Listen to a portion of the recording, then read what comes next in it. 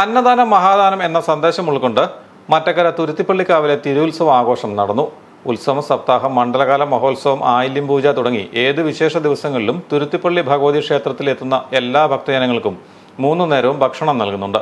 ഭഗവതി അന്നം തേടിയാണ് മറ്റക്കരയിൽ എത്തിയത് എന്നാണ് സങ്കല്പം. മറ്റക്കര തച്ചിലേട്ട് ഭവനത്തിലെത്തിയ ഭഗവതി ആവശ്യപ്പെട്ടതിനനുസരിച്ച് ഭക്ഷണ പദാർത്ഥങ്ങൾ തച്ചിലേട്ട് കുടുംബം നൽകിയെന്നും അതിന്റെ അളവ് ഇരുനാഴൂരി ആയതിനാൽ പിന്നീട് ഇരുനാഴൂരി വഴിപാടുകൾ ഇഷ്ട നൈവേദ്യമായി മാറിയെന്നുമാണ് ഐതിഹ്യം. കൊടുങ്ങല്ലൂരമ്മയുടെ അംശാവതാരമായാണ് ഭഗവതി മറ്റക്കരയിലെത്തിയത്. അന്ന് ഭഗവതിക്ക് അന്നം നൽകി സ്വീകരിച്ചതിന്റെ ഓർമ്മയിൽ ഇപ്പോഴും ക്ഷേത്രത്തിൽ അന്നദാനത്തിന് വളരെയേറെ പ്രാധാന്യമുണ്ട്. ഉത്സവം, സപ്താഹം, മണ്ഡലകാല മഹോത്സവം തുടങ്ങിയ വിശേഷ ദിവസങ്ങളിൽ വളരെ കുറച്ച് ക്ഷേത്രങ്ങളിൽ മാത്രമാണ് ഇങ്ങനെ അന്നദാനം നടത്തുന്നത്. മറ്റക്കര ഗ്രാമത്തിൽ ഭക്തർക്ക് അനുഗ്രഹം ചൊരിയുന്ന തുരുത്തിപ്പള്ളിക്കാവിലമ്മയുടെ അനുഗ്രഹം തേടിയെത്തുന്ന വിശേഷ ദിവസങ്ങളിൽ ദേവിയുടെ പ്രസാദമായ ഭക്ഷണം നൽകുകയാണ്. ഈ വർഷത്തെ ഉത്സവത്തിലും കൊടിയേറ്റ് മുതൽ ആറാട്ട് വരെ 3 നേരവും ക്ഷേത്രത്തിൽ ഭക്തർക്ക് ഭക്ഷണം വിളമ്പിയിരുന്നു.